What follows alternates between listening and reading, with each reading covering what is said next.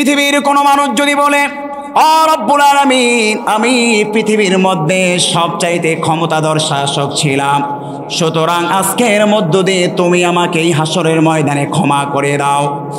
আল্লাহ পাক রব্বুল আলামিন বললেন, পৃথিবীর মধ্যে যে যত বড়ই প্রেসিডেন্ট, যতই বড়ই হাজি গাজি হোক না কেন, আমি রব্বুল আলামিনের কাছে যদি ঈমান ছাড়া কোনো মানুষ আসে, তাহলে ওই ব্যক্তির থেকে কোনো কিছু গ্রহণযোগ্য হবে না। সেজন্য আল্লাহ পাক রব্বুল আমিন বললেন, ওয়ামান ইয়াবতাগি গায়রাল ইসলামি দীনান ফালাই ইউকবালা মিন ওয়া হুয়া ফিল আখিরাতি মিনাল খাসিরিন।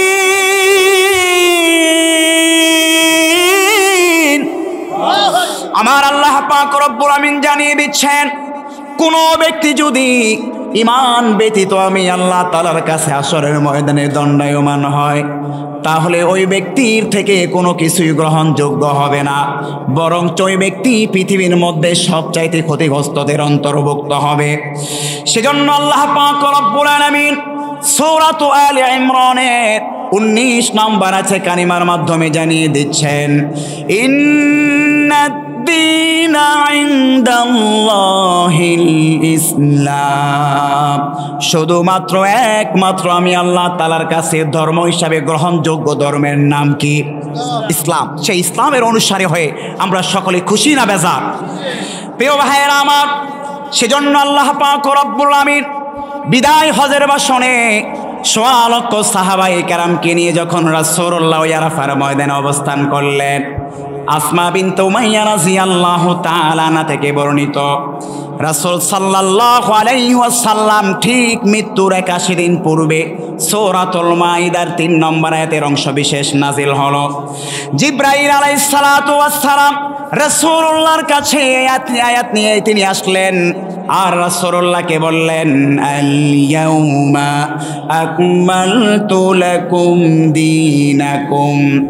ও আল্লাহর নবী, ও আল্লাহর নবীর পয়গম্বর, আল্লাহ পাক রব্বুল আলামিন আজকের এই দিনের মধ্য দিয়ে সোয়া লক্ষ সাহাবায়ে কেরামের উপস্থিতিতে যেই জন্যই গোটা কুল কায়নাতের মাঝে আপনাকে প্রেরণ করা হয়েছিল, সেই রাসালাতের দায়িত্ব আজকের এই মধ্য দিয়ে আল্লাহ তাআলা পরিপূর্ণ করলেন।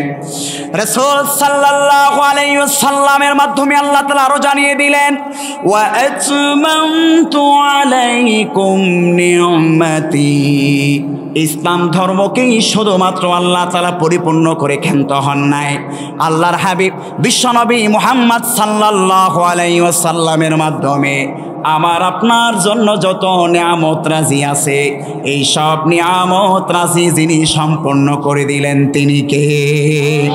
কত নিয়ামত রাজি যে আছে এর গণনা করে হিসাব করা যাবে?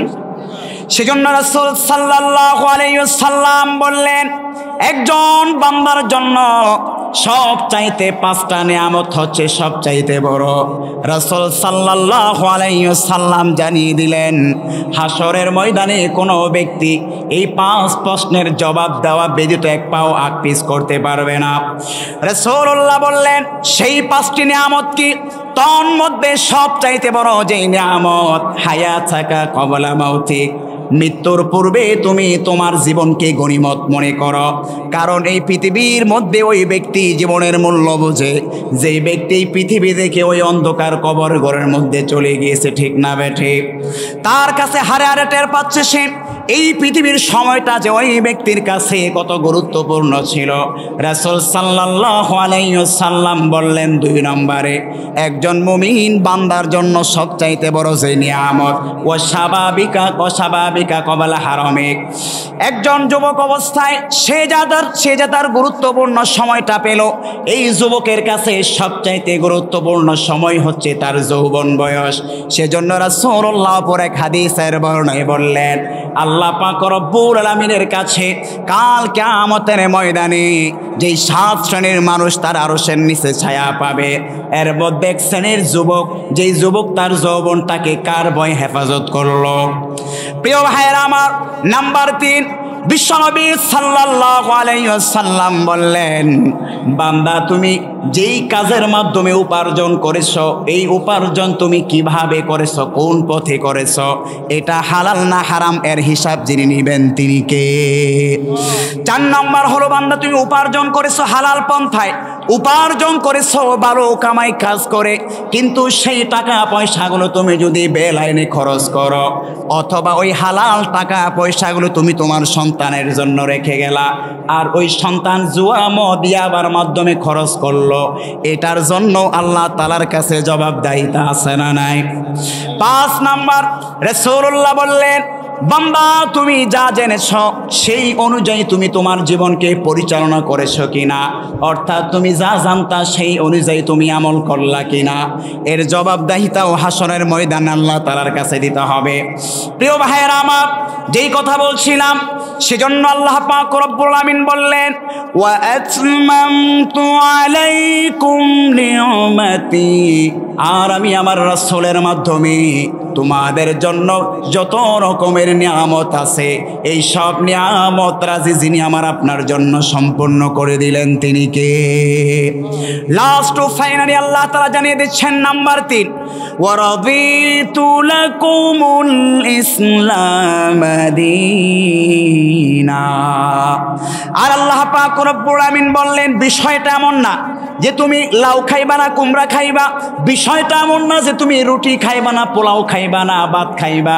ও বান্দা, বিষয়টা এমন নয় যে তুমি ইসলাম ধর্ম গ্রহণ করবা না বৌদ্ধ ধর্ম গ্রহণ করবা, বরঞ্চ আল্লাহ পাক রব্বুল আমিন সূরাতুল মাইদার এই 3 নম্বর মেসেজটুকু আমাদেরকে দিচ্ছেন, ওয়া আতমামতু আলাইকুম নি'মাতি ওয়া রাদিত। আল্লাহ তাআলা জানিয়ে দিলেন, একমাত্র শুধুমাত্র তোমাদের জন্য ইসলাম ধর্মটাকে আমি আল্লাহ তাআলা মনোনীত করে দিলাম। এই ইসলাম ধর্মের এরিয়ার বাইরে তোমার অন্যদিকে যাওয়ার কোনো অবকাশ আছে নাকি? আছে?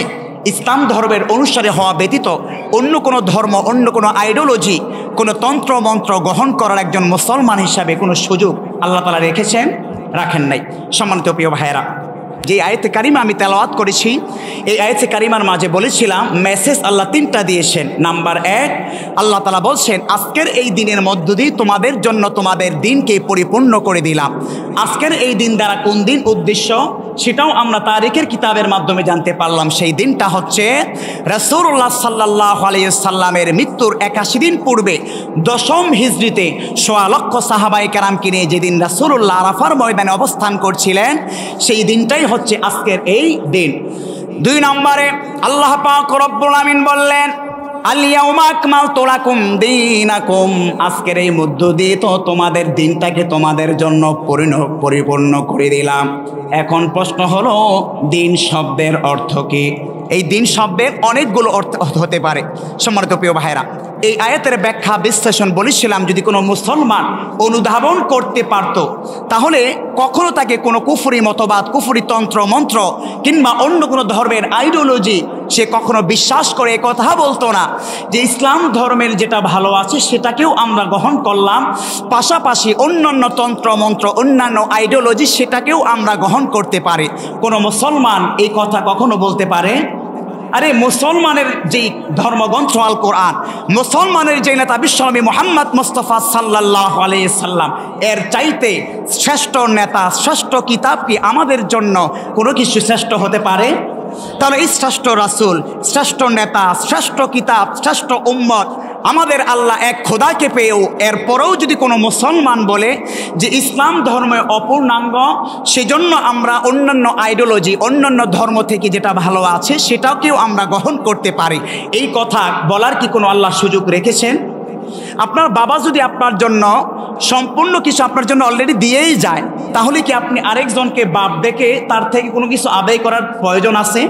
কারণ আপনার বাবাই তো আপনাকে সব কিছু দিয়ে গিয়েছে। সুতরাং যে আল্লাহ কর্তৃক তার রাসূলুল্লাহর মাধ্যমে আমাদের জন্য আমাদের ধর্মকে, আমাদের দিনকে সম্পূর্ণ করে দিলেন, সুতরাং জীবন ব্যবস্থাটা হচ্ছে কমপ্লিট। আল্লাহ তাআলা এখানে জীবন ব্যবস্থার যত ঘনিষ্ঠ যা কিছু আছে, পারিবারিক জীবন, রাষ্ট্রীয় জীবন, আন্তর্জাতিক জীবন, গোটা জীবন জুড়ে যা কিছুর যত সমস্যার সমাধান প্রয়োজন সব কিছুই কোরআনুল কারীমের মধ্যে আছে না নাই? সম্মানিত প্রিয় ভাইরা, যেই কথা বলছিলাম, আল্লাহ তাআলা তিনটা মেসেজ এই আয়াতে দিয়েছেন। এক নম্বর বলছেন আজকের এই মধ্য দিয়ে তোমাদের দিন কি তোমাদের জন্য পরিপূর্ণ করে দিলাম। প্রশ্ন হচ্ছে দিন শব্দের অর্থ কি? নাম্বার 2, এই দিন শব্দের অর্থ আমরা জানব। কেন দিন শব্দের অর্থ জানার প্রয়োজন? কেননা দিন শব্দের একটা অর্থ হচ্ছে ধর্ম। সুতরাং এখানে যদি আমরা এই ধর্মের অর্থে আয়াতের তর্জমা করি, আজকের মধ্য দিয়ে তোমাদের ধর্মকে পরিপূর্ণ করে দিলাম, তাহলে অন্যরা সুযোগ পাবে যে বৌদ্ধ ধর্মকে আল্লাহ এটা মেনশন করেছেন, অথবা হিন্দুরা বলবে হিন্দু ধর্মকে আল্লাহ তাআলা মেনশন করে বলেছেন আজকের এই দিনে হিন্দু ধর্মকে পরিপূর্ণ করে দিলাম। সুতরাং এই জন্য আমাদের দিন শব্দের ব্যাখ্যা জানার দরকার আছে না নাই? সুতরাং সেজন্য আমরা দিন শব্দের ব্যাখ্যা জানব। নাম্বার 2, যেই জিনিসের ব্যাখ্যা জানব, আল্লাহ তাআলা বলছেন ওয়া আতমামতু আলাইকুম নিয়ামাতি, আমি আমার নিয়ামতকে রাসূলুল্লাহর মাধ্যমে সম্পূর্ণ করে দিলাম। কাদের উপর? আমাদের উপর। কিভাবে আল্লাহ তাআলা নিয়ামতকে সম্পূর্ণ করলেন সেটার ব্যাখ্যাও আমরা জানব। লাস্ট টু ফাইনালি আয়াতের 3 নম্বর অর্থ ওয়া রাদিতু লাকুমুল ইসলাম দীন, আল্লাহ বলছেন একমাত্র শুধুমাত্র তোমাদের জন্য ইসলামকেই মনোনীত করে দিলাম। প্রশ্ন হচ্ছে ইসলাম ছাড়াও তো আর অন্যান্য ধর্ম আছে। আল্লাহ একদিক থেকে বলছেন লা ইকরাহা ফিদ্দিন, ধর্ম নিয়ে বাড়াবাড়ি করিও না। অপরদিকে আল্লাহ বলছেন ইসলামই একমাত্র ধর্ম। তাহলে এক আল্লাহর মুখে 2 রকম কথা হলো কিনা? সুতরাং এই 3টা ব্যাখ্যা আমরা জানার চেষ্টা করব। প্রশ্ন বুঝতে পেরেছেন তো ইনশাআল্লাহ? প্রশ্ন বুঝলে জবাব জানতে কি হবে? সহজ হবে। তাহলে দিন শব্দের অর্থ কি আমরা জানার চেষ্টা করি। আল্লাহ পাক রব্বুল আমিন যে বললেন ও আমার গোলামেরা শোনো শোনো, 100 লক্ষ সাহাবায়ে কেরামের উপস্থিতিতে রাসূলুল্লাহর উপর সূরাতুল মাইদার 3 নম্বর আয়াত নাজিল করে আমি জানিয়ে দিলাম আজকের মধ্য দিয়ে আমি আল্লাহ তাআলা তোমাদের ধর্মকে তোমাদের দিনকে পরিপূর্ণ করে দিলাম। পবিত্র কোরআনুল কারীমের মধ্যে মোট 83 জায়গায় এই দিন শব্দটি 92 বার ব্যবহৃত হয়েছে। তবে এই দিন শব্দের অর্থ বিভিন্ন জায়গায় বিভিন্ন রকম ব্যবহার হয়েছে। যেমনটা যখন আমরা সূরা ফাতিহা পড়ি, আলহামদুলিল্লাহি রাব্বিল আলামিন, সমস্ত প্রশংসা একজনের, চিৎকার করে বলতে হবে তিনি কে? আর রহমানির রহিম,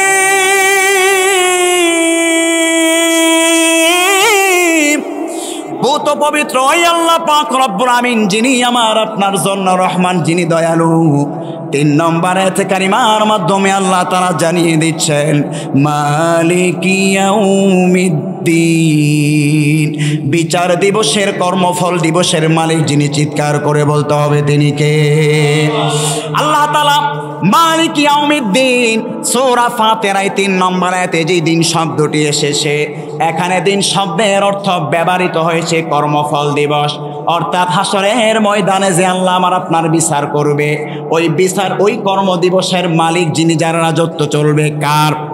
আল্লাহ ছাড়া কারো রাজত্ব চলবে সেদিন? আলা লিল্লাহিল ওয়াহিদিল কাহ্হার। পৃথিবীর রাজত্বকারীরা কোথায়? পৃথিবীর প্রধানমন্ত্রীরা কোথায়, যারা দুনিয়ার মধ্যে ক্ষমতা পেয়ে অহংকার করেছিলে, মানুষের প্রতি জুলুম করেছিলে, নিষ্পেষণ চালিয়েছিলে? আর সেই সমস্ত জালেমবাজ ক্ষমতাধর শাসকরা কোথায়? আল্লাহ তাআলা এভাবে বিভিন্ন শাসকদের নাম ধরে ডাকতে থাকবে হাসরের ময়দানে, আলা লিল্লাহিল ওয়াহিদিল কাহ্হার। আল্লাহ তাআলা বলছেন আজকের এই দিনে শুধুমাত্র ক্ষমতা চলবে একজনের, চিৎকার করে বলতে হবে তিনি কে? সেজন্য আল্লাহ পাক রব্বুল আমিন বললেন মালিকি ইয়াউমিদ্দিন, কর্মফল দিবসের মালিক সেদিন একমাত্র আমি আল্লাহ তাআলা। নাম্বার 2, দিন শব্দটি ব্যবহৃত হয়েছে ধর্মের অর্থে। যেমনটা আল্লাহ পাক রব্বুল আমিন সূরাতুল বাকারার 256 নম্বর আয়াতে কারিমার মাধ্যমে জানিয়ে দিচ্ছেন লা ইকরাহা ফিদ্দিন। এখানে দিন শব্দটি ব্যবহৃত হয়েছে ধর্মের, অর্থাৎ আল্লাহ তাআলা এই আয়াতে কারিমার তর্জমা করছেন ধর্ম নিয়ে তোমরা কি করিও না, বাড়াবাড়ি করিও না। এটার ব্যাখ্যা আমি দেব। একদিক থেকে আল্লাহ তাআলা ধর্মের স্বাধীনতা দিলেন, অন্যদিকে আল্লাহ আবার নিজে বলছেন ধর্ম নিয়ে বাড়াবাড়ি করিও না। এই শব্দটুকুর ব্যাখ্যা আমি ইনশাআল্লাহ আপনাদেরকে এই দিন শব্দের ব্যাখ্যা বিশ্লেষণ করার পর আপনাদেরকে দেব। প্রিয় ভাইয়েরা আমার, 3 নম্বরে দিন শব্দটি ব্যবহৃত হয়েছে তাওহীদ তথা একত্ববাদের অর্থে। যেমনটা আল্লাহ পাক রব্বুল আমিন সূরা আলে ইমরানের 19 নম্বর আয়াতে কারিমার মাধ্যমে জানিয়ে দিচ্ছেন ইন্নাদ-দীনা ইনদাল্লাহিল ইসলাম। আল্লাহ পাক রব্বুল আলামিন জানিয়ে দিলেন ইসলাম ধর্মে বিশ্বাসী ছাড়া আমি আল্লাহ তাআলার কাছে অন্য কোনো ধর্ম গ্রহণযোগ্য হবে না। 4 নম্বরে দিন শব্দটি বিশ্বাসের অর্থে ব্যবহৃত হয়েছে, যেমনটা সূরা আলে ইমরানের 85 নম্বর আয়াতে আল্লাহ তাআলা বলছেন ওয়া মান ইয়াবতাগি গায়রাল ইসলামি দীনান ফালান ইউকবালা মিন ওয়া হুয়া ফিল আখিরাতি মিনাল খাসিরিন।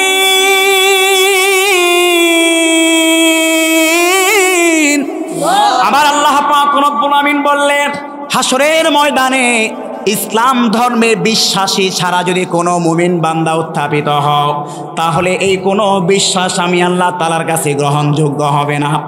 5 নম্বরে দিন শব্দটি সহিহ আকীদার অর্থে ব্যবহৃত হয়েছে, যেমনটা আল্লাহ পাক রব্বুল আমিন 25 নম্বর পারার মধ্যে জানিয়ে দিচ্ছেন শারা'a লাকুম মিনাদ দীনি মা ওয়াসসা বিহি নূহা। পৃথিবীর সূচনা লগ্ন থেকে নিয়ে কিয়ামত পর্যন্ত এই উম্মতদেরকে পরিচালনা করার জন্য যিনি যুগে যুগে বিভিন্ন নবী রাসূলদেরকে প্রেরণ করলেন, এই সব নবী রাসূল এক খোদায় বিশ্বাসী ছিলেন কি ছিলেন না? সমস্ত নবীগণ সহিহ আকীদার মানুষ ছিলেন। আবার সহিহ আকীদার মানে না আহলে হাদিস সমাজে এরকম সহিহ আকীদার নামেও আছে না নাই? সহিহ আকীদা আপনি আহলে সুন্নাহ ওয়াল জামাত বলেন, দেওবন্দি বলেন, বেরলভী বলেন, যেটাই বলেন, সহিহ আকীদার অর্থের মিনিং হচ্ছে অর্থাৎ এক আল্লাহ তারা বিশ্বাসী ছিলেন, এক নেতা মুহাম্মদ সাল্লাল্লাহু আলাইহি সাল্লামের বিশ্বাসী ছিলেন। সহিহ আকীদার অর্থ এই না যে তিনি আহলে হাদিস ছিলেন, ভুল বুঝবেন না আপনারা। আবার আহলে হাদিস ভাইয়ের এই কথা শুনে আবার আপনারাও ক্ষিপ্ত হয়েন না, মানে ভুল বুঝতে পারেন সেজন্য এটার ব্যাখ্যাটা আমি করে দিলাম। প্রিয় ভাইয়েরা আমার, 6 নম্বরে দিন শব্দের অর্থ ব্যবহৃত হয়েছে ইবাদতের অর্থে, যেমনটা আল্লাহ পাক রব্বুল আমিন বললেন আলা লিল্লাহিদ দীনুল খালিস। বান্দা ইবাদত করবে একজনের জন্য, বলুন তো তিনি কে? 7 নম্বরে প্রিয় ভাইরা আমার, আমাদের যে আলোচ্য বিষয় আল্লাহ পাক রব্বুল আমিন যে বললেন আল ইয়াউমা আকমালতু লাকুম দীনাকুম, আজকের এই মধ্য দিয়ে তোমাদের জন্য তোমাদের দিনকে পরিপূর্ণ করে দিলাম। এই দিন শব্দের অর্থটি কি অর্থে ব্যবহৃত হয়েছে? জুমহুর মুফাসসির কেরাম বলছেন এই দিন শব্দের অর্থ হচ্ছে বিধি বিধানের অর্থে আল্লাহ তাআলা এখানে ব্যবহার করেছেন। এখন এই অর্থ অনুযায়ী যদি আমরা এই আয়াতের তাফসীর তরজমা করি তাহলে তার অর্থ হয় আল্লাহ পাক রব্বুল আমিন আজকের মধ্য দিয়ে ইসলাম ধর্মের যারা অনুসারী আছে এই অনুসারীরা জীবন যাপন করতে গিয়ে যতগুলো বিধি বিধানের প্রয়োজন হবে, যত সমস্যার সমাধানের প্রয়োজন হবে, এই সব সমস্যার সমাধানের বিধিমালা যিনি পরিপূর্ণ করে দিলেন তিনি কে? সম্মানিত প্রিয় ভাইরা, যে কথা বলছিলাম ইসলাম এবং ঈমান ছাড়া আল্লাহর কাছে কোনো জিনিসের গ্রহণযোগ্যতা আছে? আল্লাহ তাআলা সূরাতুল কাহফের মধ্যে ইরশাদ করছেন, আল্লাহ পাক রব্বুল আমিন বলছেন কুল হাল নুনাব্বিউকুম বিল আখসারিনা আমালা। রব্বুল আমিন বললেন ও আমার নবী আপনি পৃথিবীর মানুষগুলোকে জানিয়ে দেন এই পৃথিবীর মধ্যে কর্মজীবী কর্মক্ষেত্রে কারা সবচাইতে ক্ষতিগ্রস্ত। আল্লাহ পাক রব্বুল আলামিন পরের আয়াতে কারিমার মাধ্যমে জানিয়ে দিচ্ছেন উলাইকাল্লাযীনা কাফারু বিআয়াতি রাব্বিহিম ওয়া লিকাইহি, তারা ওই সমস্ত লোক, 1 নম্বর তাদের বৈশিষ্ট্য হলো যারা কোরআনুল কারীমের আয়াত শোনার পরেও তারা এগুলোকে অস্বীকার করেছে। নাম্বার 2, এই পার্থিব জগৎকে ছেড়ে তারা যে একদিন হাসরের ময়দানে উত্থাপিত হবে, সেই হাসরের ময়দানে আল্লাহর সাথে আমাদের সাক্ষাৎ হবে কি হবে না? বিশ্বাস হয় আমাদের? আল্লাহ তাআলা বলছেন যারা আল্লাহর সাথে সাক্ষাৎ হবে, এই সাক্ষাৎকে যারা অস্বীকার করবে তারাই হচ্ছে পৃথিবীর মধ্যে সবচাইতে ক্ষতির মধ্যে রয়েছে। সম্মানিত প্রিয় ভাইরা, তাহলে আজকের মধ্য দিয়ে আজকের এই দিনটা কোন দিন সেটাও ব্যাখ্যা আমরা জানলাম, এবং দিন শব্দ দ্বারা আল্লাহ তাআলা কোন ব্যাখ্যা বুঝিয়েছেন সেটাও আমরা জানলাম। এবার প্রশ্ন হচ্ছে আল্লাহ তাআলা যে 2 নম্বর আমাদের আয়াতের যেই তথ্য আল্লাহ তাআলা বলছেন ওয়া আতমামতু আলাইকুম নিয়ামাতি, আমি আমার যত নিয়ামত রাজি আছে সব নিয়ামত রাজি কার জন্য পরিপূর্ণ করে দিলেন? আমাদের জন্য। কিভাবে আল্লাহ তাআলা আমাদের জন্য আল্লাহ তাআলা নিয়ামতকে পরিপূর্ণ করে দিলেন সেটারও একটু ব্যাখ্যা জানার দরকার আছে না নাই? দেখুন, পৃথিবীর মধ্যে পৃথিবীর সূচনালগ্ন থেকে নিয়ে রাসূলুল্লাহর আগমনের আগ পর্যন্ত আদম থেকে নিয়ে মুসা, মুসা থেকে নিয়ে ঈসা, এরকমভাবে যত নবী রাসূল এসেছেন সমস্ত নবী রাসূলগণ কার দাওয়াত প্রচার করেছেন? আল্লাহ তাআলা। কিন্তু কোনো নবী রাসূলের মিশন ভিশনকে আল্লাহ তাআলা সম্পূর্ণ করে নাই। অর্থাৎ তারা সময় পেয়েছে সম্পূর্ণ, কিন্তু তাদের রেসালাতের যে দায়িত্ব, তাদের যে ধর্মের প্রসার প্রসার সেটা তারা সম্পূর্ণ করতে পারে নাই। একমাত্র সম্পূর্ণ করেছেন কে? মুহাম্মদ সাল্লাল্লাহু, বলেন না মুহাম্মদ সাল্লাল্লাহু আলাইহি ওয়াসাল্লাম। দেখুন, পরীক্ষার জন্য কয় ঘন্টা সময় নির্ধারণ করা হয়? কয় ঘন্টা? আমরা পরীক্ষা দেই না, সময় কয় ঘন্টা থাকে? 3 ঘন্টা। এই 3 ঘন্টা সময় পাওয়ার পরেও দেখবেন অনেক পরীক্ষার্থী সে তার প্রশ্নের জবাব সম্পূর্ণ করতে পারে, আবার কোনো পরীক্ষার্থী তার সব প্রশ্নের জবাব সম্পূর্ণ করতে পারে না। আপনাদের কাছে প্রশ্ন, যে ব্যক্তি সম্পূর্ণ করতে পারলো সে কি 3 ঘন্টা সময় পায় নাই? আর যে ব্যক্তি সম্পূর্ণ করতে পারলো না সেও কি 3 ঘন্টা সময় পায় নাই? তাহলে যেই জিনিসটা আপনাদেরকে বোঝাতে চাচ্ছি, একই সময় 3 ঘন্টা, তার মানে সময়টা কি 3 ঘন্টা? পূর্ণাঙ্গ না অপূর্ণাঙ্গ? কথা বলেন, পূর্ণাঙ্গ না অপূর্ণাঙ্গ? কিন্তু একজন জবাব সঠিকভাবে ঠিকমতো লিখতে পারলো, আরেকজন লেখে সম্পূর্ণ করতে পারলো না। এই উদাহরণ বুঝতে পারছেন তো? ঠিক একইভাবে আল্লাহ পাক রব্বুল আমিন পৃথিবীর সূচনালগ্ন থেকে নিয়ে রাসূলুল্লাহর আগমনের আগ পর্যন্ত যত নবী রাসূল প্রেরণ করলেন, আল্লাহ পাক রব্বুল আমিন কোন নবীর রাসালাতের দায়িত্বকে সম্পূর্ণ করে নাই। যেমনইভাবে একজন পরীক্ষার্থী, তার জন্য পরীক্ষকরা যেমন 3 ঘন্টা সময় নির্ধারণ করে, আর ওই 3 ঘন্টা পূর্ণাঙ্গ সময় পাওয়ার পরেও যেমন ওই পরীক্ষার্থী তার প্রশ্নের জবাব লিখে শেষ করতে পারে না, ঠিক একইভাবে আদম থেকে নিয়ে মুসা, মুসা থেকে নিয়ে ঈসা যত নবী রাসূল এসেছেন তারা তাদের শরীয়তকে সময় পূর্ণাঙ্গ পাওয়ার পরেও সম্পূর্ণ করতে পারে নাই। শুধুমাত্র একমাত্র আল্লাহ পাক রব্বুল আলামিন আখিরান্দার তাজদারে মদিনা জনাবে মুহাম্মদ মুস্তাফা সাল্লাল্লাহু আলাইহি ওয়াসাল্লাম যেই রাসালাত নিয়ে এসেছেন, যেই দাওয়াতের মিশন নিয়ে এসেছেন, যেই কোরআন নিয়ে এসেছেন, যেই ইসলাম ধর্মের গ্রন্থ আল কোরআনকে নিয়ে তিনি আগমন করেছেন, ওই রাসূলের শরীয়তকে যিনি এই সময়ের মধ্যে মাত্র 63 বছর জিন্দেগির মধ্যে যিনি সম্পূর্ণ করে দিলেন, বলুন তো তিনি কে? তার মানে এর চাইতে বড় নিয়ামত কি? সম্পূর্ণ ইসলাম যে আমরা পেলাম, এর চাইতে সম্পূর্ণ নিয়ামত কি আর আমাদের জন্য হতে পারে? সুতরাং নিয়ামতটা কিভাবে আল্লাহ পরিপূর্ণ করলেন সেটাও আমরা পরীক্ষার্থীর উদাহরণের মাধ্যমে বুঝতে পারলাম। এবার 3 নম্বর আমাদের যে আলোচ্য বিষয়, ওয়ারাদিতু লাকুমুল ইসলাম দীনা, আল্লাহ তাআলা বলছেন শুধুমাত্র একমাত্র তোমাদের জন্য ইসলাম ধর্মকেই মনোনীত করে দিলাম। সম্মানিত প্রিয় ভাই, আমি একটি আয়াতে কারিমা পাঠ করেছিলাম। আল্লাহ তাআলা বলছেন লা ইকরাহা ফিদ্দিন, ধর্ম নিয়ে তোমরা বাড়াবাড়ি করিও না। অন্যত্রে আল্লাহ তাআলা বলছেন সূরাতুল আলে ইমরানের 19 নম্বর আয়াতে ইন্নাদ দীনা ইনদাল্লাহিল ইসলাম, ইসলাম ছাড়া আল্লাহ তাআলার কাছে অন্য কোনো ধর্ম গ্রহণযোগ্য না।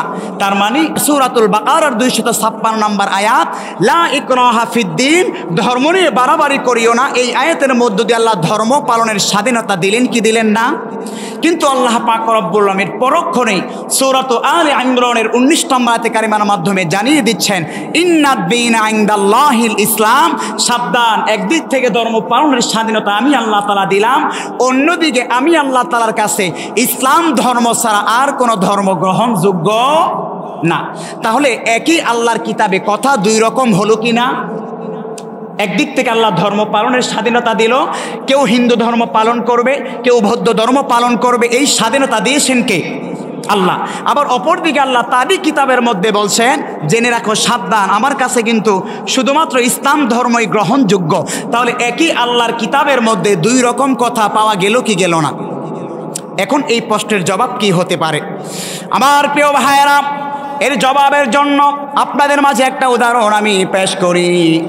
দেখবেন পরীক্ষার হলে গার্ডম্যান থাকে কি থাকে না? যখন পরীক্ষার্থী নকল করতে যায় তখন কান মলা দেয় কি দেয় না?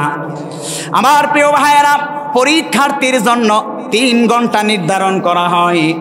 আর ওই টিচারের সবচাইতে যিনি ভালো ছাত্র, ওই ভালো ছাত্র প্রশ্নপত্র নিয়ে জবাব লিখতে শুরু করলো।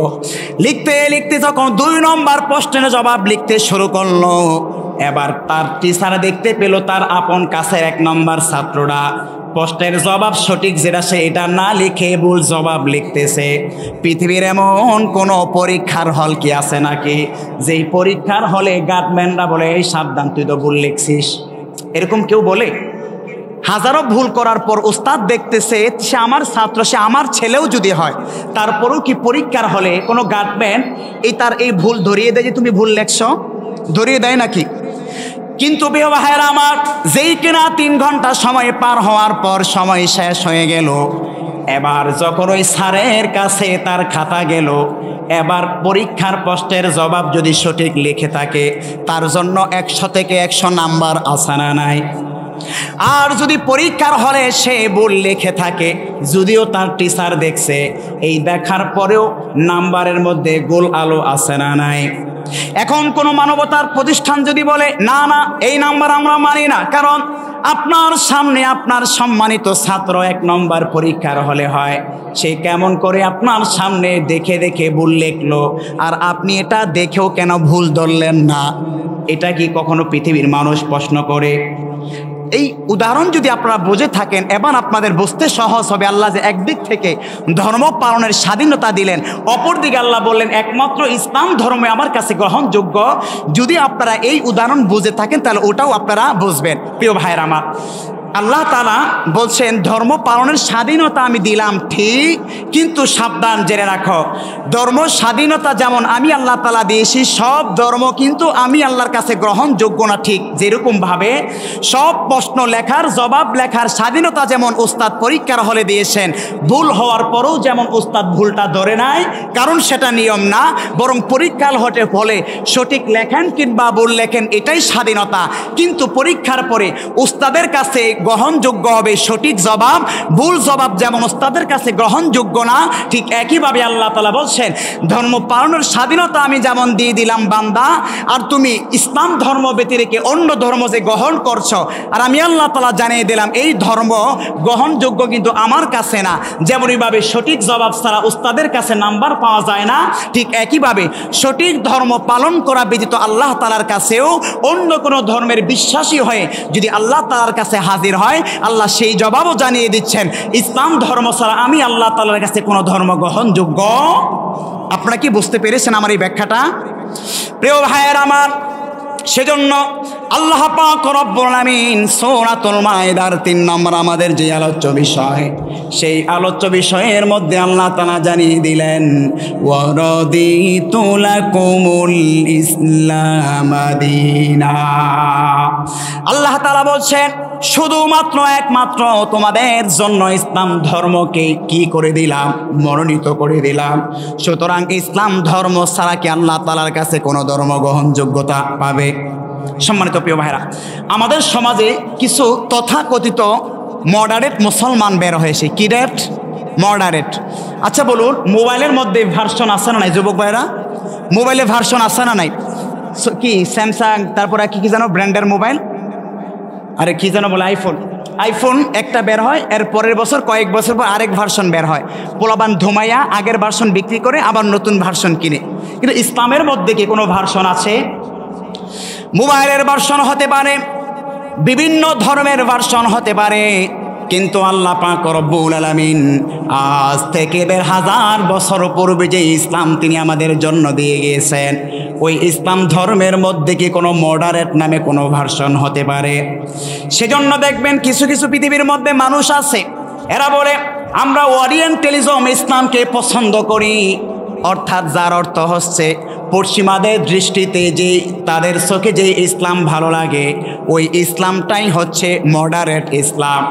ডোনাল্ড ইউরোপিয়ানদের চোখে যে ইসলাম আমাদের কাছে তারা পছন্দ হিসাবে চায় সেটাই হচ্ছে তারা নাম দিয়েছে মডারেট ইসলাম। অর্থাৎ আপনি অর্ধেক চেহারা খোলা রাখবেন আর অর্ধেক পর্দা করবেন। এই পর্দার সম্মান ইউরোপে আছে না নাই? ইউরোপে দেখবেন খাস পর্দা নাই। খাস পর্দা বোঝেন তো? পর্দার মিনিংটা কি বোঝেন? আর পর্দার মূলই তো চেহারা। আপনি সেই চেহারা দেখে পাংপুং করছেন, তো এটা কি পর্দা হলো না পর্দার নামে অপমান হলো? তো এই পর্দা দেখবেন ইউরোপদের কাছে খুব গ্রহণযোগ্য, কিন্তু আপনি যদি খাস পর্দা করেন আপনাকে তখন বলা হবে উগ্রবাদী। ঠিক না বে ঠিক? আপনি গণতন্ত্রের নাম দিয়ে মানুষ হত্যা করবেন, ১৫০০-এর মতো মানুষ মারা হলো। যে রাষ্ট্রের সরকার, সেই রাষ্ট্রের সরকারের ব্যাপারে কোনো আন্তর্জাতিক বিচার নাই, কিন্তু আফগানিস্তানের মধ্যে দিনের পর দিন যেই সমস্ত মুসলমানদের উপর সেই ইউরোপীয় ইউনিয়ন রাশিয়া কর্তৃক যেভাবে নির্যাতন চালানো হলো, সে আফগানিস্তান তালেবানদের উপর সেই প্রতিবাদ যখন মুসলমানরা করলো, তখন সেই তালেবান হয়ে গেল জঙ্গি, আর ওরা হয়ে গেল কি সবচাইতে ভালো মানুষ। তো ওদের কাছে গণতন্ত্রের নাম দিয়ে মানুষ হত্যা এটা ওদের কাছে ভালো, কিন্তু আমরা যদি জিহাদের নাম দিয়ে আমাদের উপর যখন কোনো জুলুম করা হয়, আমরা যখন সেই জুলুমের প্রতিরোধ করতে যাই তরবারি নিয়ে জিহাদের নাম দিয়ে নারে তাকবীর বলে, তখন আমরা হয়ে যাই উগ্রবাদী, তখন আমরা হয়ে যাই জঙ্গিবাদী। ঠিক না বেঠিক? সুতরাং যেই কথা বলছিলাম, ইসলামের নামে ওরিয়েন্টালিজম নামে কোনো ভার্সন ইসলামের মধ্যে নাই। অর্থাৎ পশ্চিমাদের দৃষ্টিতে যে ইসলাম পছন্দ, আমাদের দেশের কিছু বুদ্ধিজীবীরা সেই ইসলামকেই বিভিন্নভাবে আমাদের সমাজে রাজনৈতিকভাবে সেটা প্রতিষ্ঠা করতে চায়। এমন ইসলাম কি আসলে রাসূলুল্লাহর ইসলামের মধ্যে কোনো গ্রহণযোগ্য আছে? আমার প্রিয় ভাইয়েরা, আরেক ধরনের ইসলাম আছে যারা সুফিবাদ কয়, আমরা সুফিবাদে ইসলামে বিশ্বাসী। আচ্ছা বলুন, ইসলামের মধ্যে কি আলাদা কোনো ভার্সন আছে নাকি? ইসলাম কি এমন একটা ভার্সন রাখছে যে এটা ওরিয়েন্টালিজম ভার্সন, এটা ইউরোপীয়দের চোখে যে ইসলাম এটাই পছন্দ, আবার আরেকটা ভার্সন হচ্ছে সুফিবাদী ভার্সন, এমন কি কোনো ভার্সন আছে নাকি? এই সুফিবাদরা যে কত বড় গাঞ্জাখোর আপনি শুনতে অবাক লাগবে, কিন্তু সুফিদের হাত ধরেই বাংলাদেশে ইসলাম এসে কি আসে নাই? জোনপুরি বলেন, ফুরফুরা বলেন, আড়াইবাড়ি দরবার বলেন, সরমুনা বলেন, উজানি বলেন, বানিয়াপাড়া দরবার বলেন, এই সব শাহজালাল রহমাতুল্লাহের হাত ধরেই তো বাংলাদেশে ইসলাম এসে কি আসে নাই। এরাই প্রকৃত সুফি ছিল।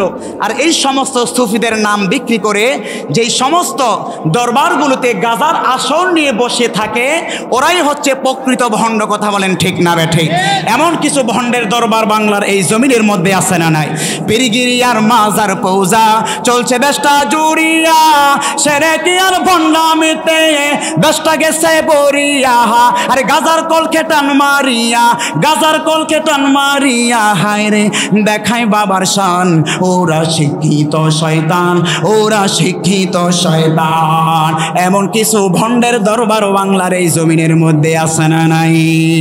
এরাই আবার বড় বড় কয়কা, তারপরে আমরা সব চাইতে বড় সুফিবাদী ইসলামে বিশ্বাসী। এদের সুফিবাদের ইসলামের নমুনা হলো এই, রাতের বেলায় নারী পুরুষ নিয়বাদ মেলামেশা করে, আর সন্ধ্যা হতে না হতে এরা গাঞ্জার আখড়া নিয়ে বসে থাকে। কথা বলেন ঠিক না বেঠে? আবার এদের মধ্যে যে গানগুলো রাতের আসরে বসে বসে গায়, এই গানগুলো যদি কোনো মুসলমান বিশ্বাস করে, সঙ্গে সঙ্গে তার ঈমান চলে যাবে। কথা বলেন ঠিক না বেঠে? জীবন নামের না হো বাগাসা গেলাম খাজা তোরে না মেহে আহামারে লইয়া যাওরে মহদিনার পাগনে গে গে গে গে না আজানা নাই। আমার প্রিয় ভাইরা, আপনি আল্লাহর নামে জিকির করেন সেটা ভালো কথা, কিন্তু এই আল্লাহ এটা কি কোনো জিকির হতে পারে?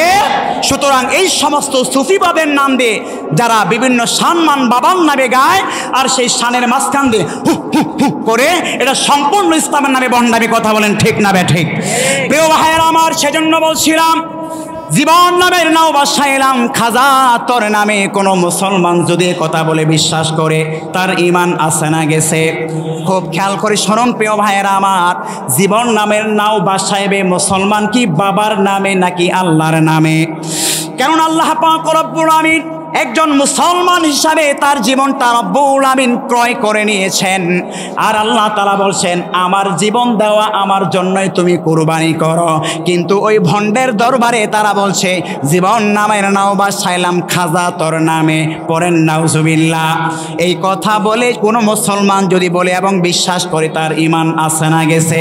কিন্তু আমরা তো মজায় মজায় জারি গান এই বাউল ফাউল শুনি একতারা দুতারার মাধ্যমে। কথা বলেন ঠিক না বেঠিক? সারাদিন মাটি কাটে আর এই ভান্ডারির গান শোনে। ওই ভান্ডারির গানের নামে কত ইমান বিধ্বংসী গান আছে, কোনো মুসলমান এগুলো বিশ্বাস করতে পারে না এবং গাইতেও পারে না। প্রিয় ভাইয়ের আমার বলছিলাম, সুতরাং এই সমস্ত সুফিবাদের নাম দিয়ে ইসলামের মধ্যে কোনো ভার্সন হতে পারে না। হা হা, যদি ওই 360 আউলিয়ার সুফিবাদ তোমার মধ্যে থাকে, শাহজালাল রহমাতুল্লাহ আলাইহির সুফিবাদ যদি তোমার মধ্যে থাকে, তাহলে সেই সুফিবাদ গাঞ্জার গ্রান আসবে না, সেই সুফিবাদের মধ্যে গানের জ্ঞানও আসবে না, বরং সেই সুফিবাদে ইসলামের মধ্যে নারে তাকবীরের গ্রান আসবে। কথা বলেন ঠিক না বেঠে? কেননা শাহজালাল রহমাতুল্লাহ আলাই যখন তিনি এই বাংলার জমিনে ওই সিলেটের পণ্যভূমিতে ইসলামের দাওয়াত নিয়ে যখন হাজির হলেন, তৎকালীন সময়ের সেই সব সময় যেই বাদশা ছিল হিন্দু রাজা, ওই পিতৃ রাজার কাছে তিনি যখন ইসলাম ধর্মের দাওয়াত নিয়ে গেলেন, ওই পিতৃ রাজা বলেছিল, এই ইসলাম ধর্ম আমি মানি না টানি না, বরং তুমি তোমার ইসলাম ধর্ম তোমার কাছে রেখে দাও। কিন্তু শাহজালাল রহমাতুল্লাহ আলাইহি তিনিও একজন সুফি ছিলেন। আজকে যারা আমরা সুফি দাবি করি আমরাও সুফি, কিন্তু তারা ছিলেন কাজে সুফি, আমরা হচ্ছেন নামে সুফি। ওই শাহজালাল রহমাতুল্লাহ আলাইহি তার সমস্ত মুরিদানদেরকে নিয়ে এমন নারে তাকবীরের ধ্বনি দিয়েছিলেন, ওই নারে তাকবীরের ধ্বনি আল্লাহু আকবারের ধ্বনি শুনে ইতিহাসের কিতাবের মধ্যে পাওয়া যায় সিলেটের ওই পিতৃরাজ মসনদ সঙ্গে সঙ্গে খানখান হয়ে গিয়েছিল। কথা বলেন ঠিক না বেঠে? সেই চেতনার নাম হলো নারে তাকবীর, লিল্লাহে তাকবীর, নারে তাকবীর, নারে তাকবীর। সুতরাং প্রিয় ভাইয়ের আমার, 360 আউলিয়া খাজা মঈনুদ্দিন চিশতি শাহপরান রহমাতুল্লাহ আলাইহি সহ তারা যে সুফিবাদের ইসলাম প্রতিষ্ঠা করেছেন, ওই সুফিবাদ যদি আমি আপনি ধারণ করতে পারি, তাহলে এই সুফিবাদের ইসলামের মধ্যে আমাদের মধ্যে কোনো কি নাই, কোনো ঘাপলা আছে? সম্মানিত প্রিয় ভাইরা, এরা মানে না শরীয়ত, হাকিকত, তরিকত, কোনো কিছুই মানে না, খালি শুধু আছে মারিফত নিয়ে। মারিফতের মানে কি? কই আল্লাহরে যে অন্তর দিয়ে সিনা ফেলতে পারছে, এখন তার আর কোনো নামাজও নাই, রোজাও নাই, গোসলও নাই, বিয়াও নাই, শাদিও নাই। সুতরাং নারী পুরুষ অবাধ মেলামেশা যেখানে আছে, এর ব্যাপারে আল্লাহর কাছে কোনো জবাবদাহিতা না। এজন্য দেখবেন ওদের দরবারে নারী পুরুষ একসাথে হরে হামাশা লাগালাগি। আরে লাগালাগি তো করে না, ওই মমতাজে বলছে খাইছে রে আমায় সামনে বসাইয়া। আর এই সমস্ত বন্ডের দরবারে দেখবেন এমন জিকিরের নামে ভণ্ডামি করে ওই নারী পুরুষ একজন আরেকজনের যা করার সেটাই করে ফেলে। কথা বলেন ঠিক না বে ঠিক? সেজন্য প্রিয় ভাইয়েরা আমার, খুব সাবধান। যেখানে ইসলামের নাম দিয়ে ইসলাম এবং কোরআন এবং রাসূলুল্লাহর আদর্শের বিরুদ্ধাচরণ করা হয়, এটা কোশ্চিন কালো ইসলাম হতে পারে না। যেই কথা বলছিলাম, আজ থেকে ১,৫০০ বছর পূর্বে ওই মদিনাওয়ালা কামলিওয়ালা নবী মুহাম্মদ সাল্লাল্লাহু আলাইহি ওয়াসাল্লাম যে ইসলাম তার সাহাবায়ে কেরামের মাধ্যমে আমাদের মাঝে রেখে গিয়েছেন, সেটাকে অনুসরণ এবং অনুকরণের মধ্য দিয়ে পূর্ণাঙ্গ সফলতা আছে না নাই? সুতরাং এছাড়া ইসলামের মধ্যে আর কোনো ভার্সন হতে পারে না। কেউ আবার বলে ইসলাম হুজুর পলিটিক্যাল, ইসলামের মধ্যে তো ইসলাম কোনো নাই। হুজুর ইসলামের মধ্যে তো রাজনীতি নাই, আসারা নাই।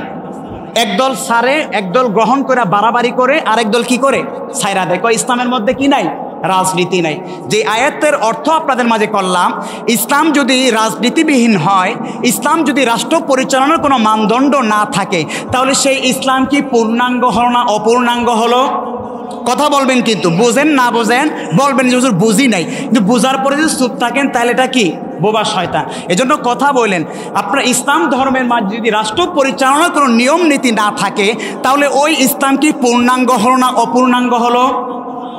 তো এই অপূর্ণাঙ্গ ইসলাম কি কারোর এর মধ্যে বিশ্বাস আছে যে ইসলাম অপূর্ণাঙ্গ? আপনাদের কারো বিশ্বাস আছে যে ইসলামটা অপূর্ণাঙ্গ? বরং আমরা সকলেই বলি কি ইসলাম কি পূর্ণাঙ্গ। যেমনটা সূরা মাইদার আমরা যে আয়াতের তাফসীর করছি, আল ইয়াউমা আকমালতু লাকুম দীনাকুম, আজকের মধ্য দিয়ে তোমাদের জন্য ইসলামকে পরিপূর্ণ করে দিলাম। এখন পরিপূর্ণতার মধ্যে যদি কোনো মানুষের রাষ্ট্র ব্যবস্থার কিভাবে পরিচালনা করবে এটা না থাকে, কিংবা এই কথা বলি হুজুর আপনি রাজনীতির কথা কেন বলেন, হুজুর মসজিদে কিসের রাজনীতি, তাহলে এই কথা বলার দ্বারা এটাই প্রতীয়মান হয় যে ইসলাম আছে হুজুর নামাজ রোজা নিয়ে, ইসলামের মধ্যে রাষ্ট্র পরিচালনার কথা নাই। এ কথা বলার অর্থ তো এটাই আপনি প্রমাণ করতে চাচ্ছেন, ঠিক না বে ঠিক? আমার প্রিয় ভাইয়েরা, আজ থেকে ১,৫০০ বছর পূর্বে রাসূলুল্লাহ তার সাহাবায়ে কেরামকে নিয়ে মক্কা থেকে মদিনায় হিজরত করেছেন। কম দুঃখে না তিনি ইসলামের দাওয়াত প্রসার করতে গিয়ে উতবা সাহেব আবু জাহেলদের হাতে নির্যাতিত হলেন। ওই নির্যাতনের মাত্রা যখন বাড়তে বাড়তে এতটাই উপরে উঠে গেল, স্বয়ং আল্লাহ পাক রব্বুল আমিন রাসূলুল্লাহকে হিজরত তথা সফর করার জন্য আদেশ করলেন। রাসূলুল্লাহকে বললেন, ও আমার খলিল, ও আমার হাবিব, আপনি আপনার মাতৃভূমি ত্যাগ করে এখনই আপনি মদিনায় সফর করেন। রাসূলুল্লাহ তার সফর সঙ্গী আবু বকরকে নিয়ে সঙ্গে সঙ্গে তিনি মদিনার মধ্যে হিজরত করলেন। উদ্দেশ্যটা কি? বাধা কিসের জন্য আসছিল? দাওয়াতি কাজে। রাসূলুল্লাহ যখন মদিনার মধ্যে মাত্র 13 বছর সময় কাটালেন, আর ওই 13 বছরের জিন্দেগিতে রাসূলুল্লাহ মক্কা বিজয় করলেন। 63 কিংবা তার চাইতে আরো বেশি গাজওয়া এবং সারিয়া জিহাদের মাধ্যমে স্বয়ং রাসূলুল্লাহ কাফের মুশরিকদের বিরুদ্ধে যুদ্ধ করলেন, সংগ্রাম করলেন। যখন দাওয়াত দেওয়ার প্রয়োজন হলো, রাসূল হাতে পায়ে ধরে দাওয়াত দিলেন। যখন রাসূলুল্লাহর উপর নির্যাতন চালানো হলো, রাসূল ভাবলেন এখন হাত বোলানোর সময় না, বরং এখন রাসূলুল্লাহ তরবারির সময় এসে গিয়েছে। প্রিয় ভাইয়েরা আমার, এভাবে রাসূলুল্লাহ সাল্লাল্লাহু আলাইহি ওয়াসাল্লাম মক্কা বিজয়ের মধ্য দিয়ে গোটা মদিনা এবং মক্কার মধ্যে তিনি ইসলামকে প্রতিষ্ঠা করলেন। এভাবে পরবর্তীতে সাহাবায়ে কেরাম সেই মক্কার ইসলামী রাষ্ট্রটাকে আরও বিস্তৃত করলেন। আর সেটার নামই তো হচ্ছে ইসলামী রাজনীতি, ঠিক না বে ঠিক? তাহলে রাসূল কি মক্কা বিজয়ের মধ্য দিয়ে ইসলামী রাষ্ট্র কিংবা রাষ্ট্র পরিচালনা করেন কি করেন নাই? তাহলে আমাদের নেতা মুহাম্মদ সাল্লাল্লাহু আলাইহি ওয়াসাল্লাম তিনি যদি রাষ্ট্র পরিচালনার এই বিষয়টা, আমি বাংলায় বলি রাজনীতি আর ইংরেজিতে বলি পলিটিক্যাল, আপনি বাংলা বলেন কিংবা আরবি ভাষায় বলেন কিংবা অন্য যে কোনো ভাষায় বলেন, এই সব কিছু পবিত্র কোরআন এবং রাসূলের আদর্শের মধ্যে আছে না নাই? সুতরাং কোনো ব্যক্তি যদি বলে ইসলামের মধ্যে রাজনীতি নাই, ইসলামের মধ্যে রাষ্ট্র পরিচালনার কিছু নাই, হুজুর আপনি কি শুরু করে দিলেন, তাহলে বুঝতে হবে ওই ব্যক্তি হয়তো ইসলাম জিনিসটা যে পরিপূর্ণ আল্লাহ করে দিলেন, হয়তো সে এটাই বুঝে নাই, অথবা বুঝেও সে ওই পশ্চিমাদের দালালি করছে। কথা বলেন ঠিক না বেঠে? সুতরাং ইসলাম আছে, ইসলাম থাকবে, সেই ইসলামের মধ্যে কোনো কিছুর কমতি নাই। পারিবারিক জীবন, রাষ্ট্রীয় জীবন, সামাজিক জীবন, আন্তর্জাতিক পরিমণ্ডলে সর্বক্ষেত্রে এজ এ মুসলিম হিসাবে সে এ কথাই বলতে বাধ্য হবে, Islam is the first, Islam is the last, Islam is the best, Islam is the fully completed by almighty Allah. সুতরাং ইসলাম ছাড়া কোনো মানুষ অন্য কোনো ধর্ম, অন্য কোনো আইডিওলজি, অন্য কোনো তন্ত্রমন্ত্রকে গ্রহণ করে সে কোশ্চিনকালেও এ কথা বলতে পারে না যে ইসলাম ধর্মের মাঝে অপূর্ণাঙ্গতা রয়েছে, ইসলাম ধর্মের মধ্যে রাজনীতি নাই, ইসলাম ধর্মের মধ্যে এটা আছে সেটা নাই, ইসলাম ধর্মের মধ্যে আধুনিক যে বিজ্ঞান আছে সেটা ইসলাম ধর্মের মধ্যে নাই। এই কথা কি কোনো মুসলমান বলতে পারে? সুতরাং একজন মুসলিম হিসাবে আমরা এই কথা বিশ্বাস করি, কোরআন যেটা বলেছে সেটা অবশ্যই সত্য। আর একজন মুসলিম হিসাবে সে যদি বলে না এটা অসত্য, তাহলে তার ইমানের মধ্যে তার আয়াতকে, সে এই আয়াতকে অস্বীকার করলো, আল ইয়াউমা আকমালতু লাকুম দীনাকুম।